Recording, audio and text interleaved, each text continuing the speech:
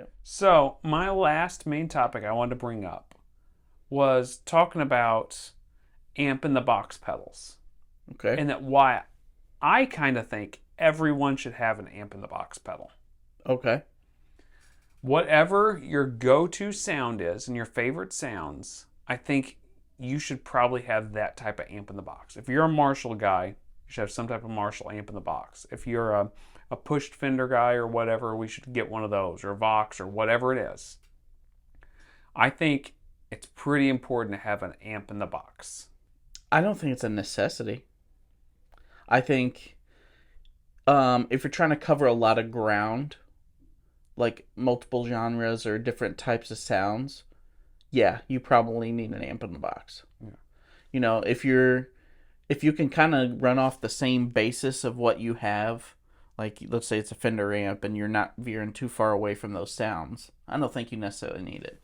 But if you're trying to get a wide variety of an amp in the box, or of a wide variety of music, then you need an amp in the box.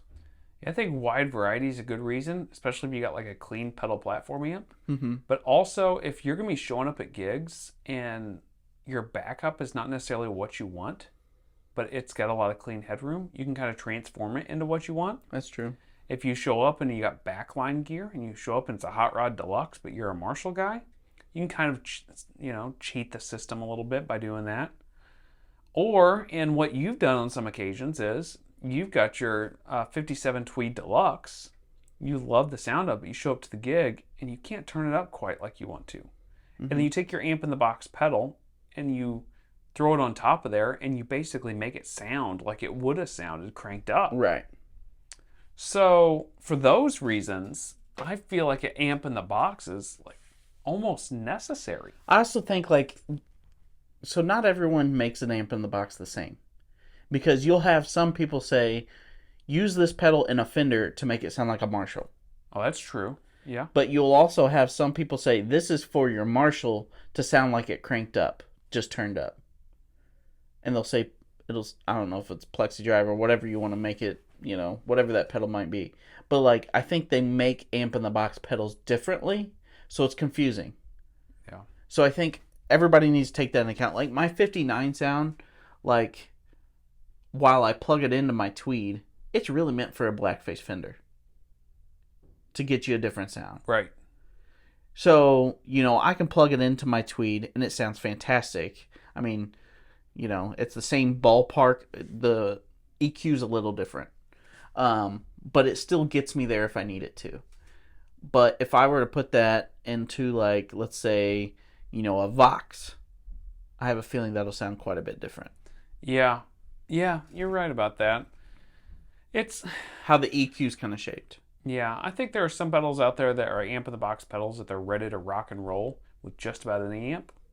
And I think we mention this guy all the time. And I feel bad about mentioning him so much in some ways, but he just does it so well. And we've got no affiliation with him whatsoever.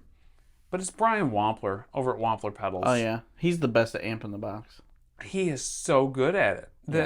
And most of his amp in the box pedals come with bass cut switches or bass boost switches or treble cuts. Think about the hot wired, how it's regular, fat, and fatter. Talk about a Swiss Army knife. Yeah, so many of his pedals he's designed, and I know most pedal makers go through a bunch of different amps and try them all in different amps, so they try to sound good in as many amps and situations as possible. But Brian just goes through a ton of different common amps, Hot Rod Deluxes, Deluxe Reverbs. He goes into Marshalls and all these things and tries to make this amp in the box work with the toggle switches jumping from amp to amp. Right. And that's the type of amp in the box that I'm most interested in. Right. I don't want an amp in the box that's going to make, plug in your Marshall will sound like your Marshall cranked up. That's okay, but I'd just rather have a boost pedal or run an attenuator or do something different. Right. The amp in the box for me is more of you got put in a bad scenario and your sound is not working how you normally would have it sound. Mm-hmm. Throw this amp in the box in front of that scenario. And hopefully you can deal with it. And you're close enough. Yeah. And you can tweak it to get close enough that it's this is kind of like my sound. Right. So for me, I think amp in the box pedals are a must for most guitar players. I would say if you're trying to we talked about cover a wide variety, that'll be helpful. Or if you are trying to if you're put in a bad situation and you need something that's familiar. Yeah. I think that covers a lot of guitar players. It does. You're right. So, all right. Well, tell us what you guys think. We'll see you guys next week. See ya.